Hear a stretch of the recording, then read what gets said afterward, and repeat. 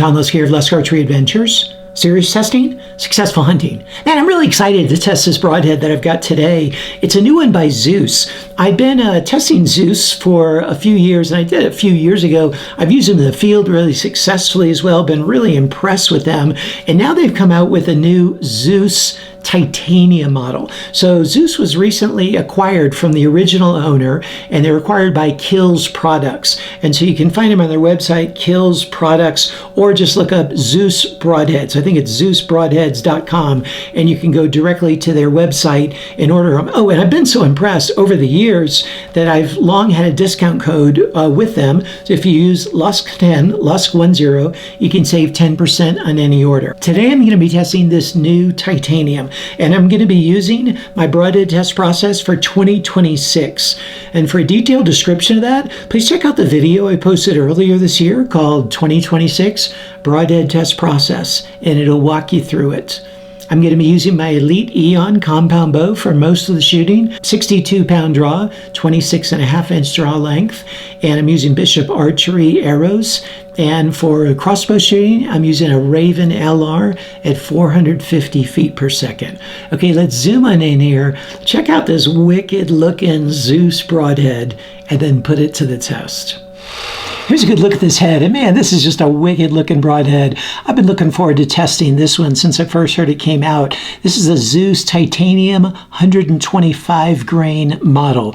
Recently, Zeus was acquired by Kills Products, K-I-L-L-Z Products, and you can find them on ZeusBroadheads.com. Don't look up ZeusArchery.com. That's like somebody selling them on Amazon. Okay, it's not really their website. It's bugging them. But anyway, I thought I'd mention that. So this is the Zeus Titanium. The original Zeus that they still sell has little bleeders down there.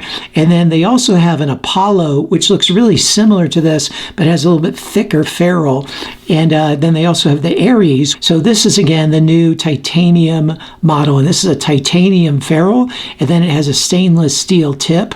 And then it has stainless steel blades that are 0.035 inches thick, and they're single bevel, right bevel sharpened to get a little bit of rotation. I'm eager to see if they do in fact get a rotation there. The ferrule used to be a 70-75, but they just recently came out with this titanium model. Now the cutting diameter is a whopping 1.53 inches. Okay, that's a lot of cut for a fixed blade broadhead. And this is a fixed blade broadhead. It looks like a mechanical that just got deployed, but it's not. It's a fixed blade broadhead.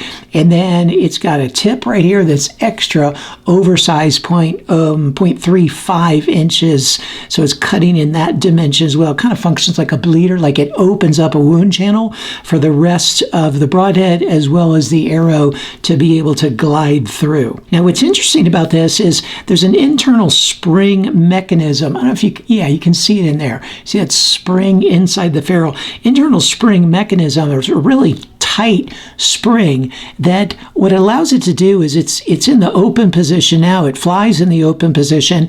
And when I tested these before, they actually flew really well. I tested the original Zeus. But what happens is when a blade encounters a really hard impact on a bone, to keep it from veering off course and to keep it from hindering the penetration, this spring mechanism kicks in and the blades actually fold back. And it's a lot of tension. I don't want to cut myself. I mean, it takes, they can fold back initially a little bit like that, but then you really got to press hard to get them to fold back all the way.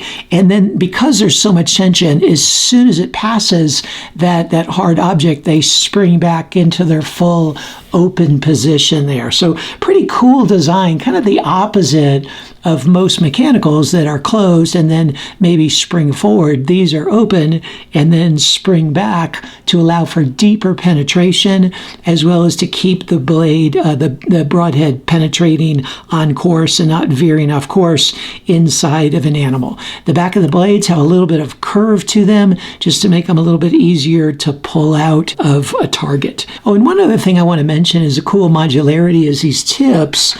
This is the 125 grain model with that tip. You can replace it with this tip right here. Let me see if you can see it. That tip right there, and then it becomes a 100 grain model. So just by going from this tip to this tip, you're adding 25 grains and you're getting a lot better FOC because that weight is front forward, and you're getting a nice wound channel to it as well. And the packages come with both tips. You get 3 of the 125 grain model and 3 of the 100 grain model. So it's really nice modularity to change weight and change cut size and tip size just by screwing in that new tip. And these cost $16.67 per Broadhead, but you can use my discount code LUSK10 to save 10%. I look forward to putting this head to the test and seeing how it performs. With the compound bow, it got the 9 ring. It just missed the 10 ring. And with the Ravin, it got the bullseye.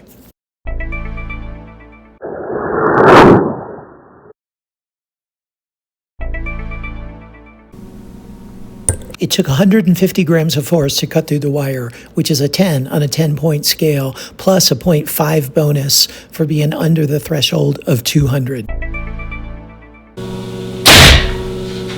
It penetrated 9 inches. I know it doesn't look like that from the angle of the camera lens, but that is the penetration. And the blades were fully deployed the entire time. They didn't compress at all. It took an additional 145 grams of force to cut through the wire, which is a 7.1 on a 10-point scale. It penetrated through 65 layers, which is a 9.29 on a 10-point scale. It's actually really good for a cut that wide. It rotated a whopping 90 degrees at 14.5 inches. That's a bit more rotation than I was expecting, to be honest.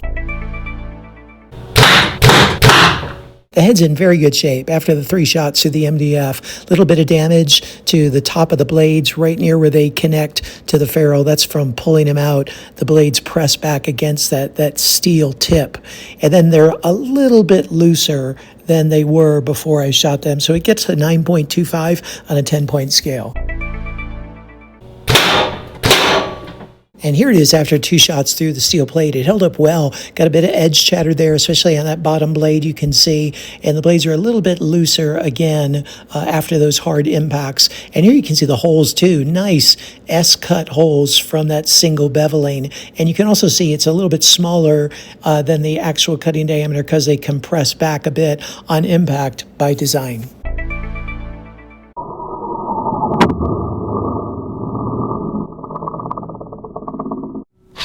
Here's the Zeus Titanium after all the durability testing. Held up very well through the MDF. There was just a tiny bit of wiggle to the blades, so I docked it a little bit on that, but really impressive through the MDF. And then after 2 shots through the steel plate, it held together well. The blades got a little bit of edge chatter, you could see here, and then they couldn't get back to their normal position. They were a little kind of catty-wonky there, but held together and held intact, which was really impressive. But then into the center block, it kind of met its match there, and it broke off at the ferrule. And it was kind of cool to see the insides to it there. But again, to make it through the MDF round and both shots into the steel plate was pretty impressive durability. What'd you think of the Zeus? Man, there's a lot of unique things about this broadhead, but I tell you, I really like it. Man, I love that you get a fixed blade broadhead with that big of a cut. Man, it opens a really nice entry hole into animals, and it barely compresses, only if it really has to in a really hard impact on something, and then, man, it springs back. So you're going to inflict a lot of damage with this broadhead, no doubt about that. And man, it flies well, rotates well. I mean, because it's single bevel, it's got a lot of great upside. But you check out the score sheet and see how it performed in the areas that matter to you the most, and see if it might be a good fit for you. And stay tuned for the summary of the scores, as well as the overall cumulative score and the corresponding LUSK grade. And also stay tuned for a list of all the discount codes I can offer, like for Zeus Broadhead's LUSK 10 saves 10%, but there's many others in this list as well, just to help you save some money in the field. Hey, thanks for tuning in. Look forward to seeing you next time.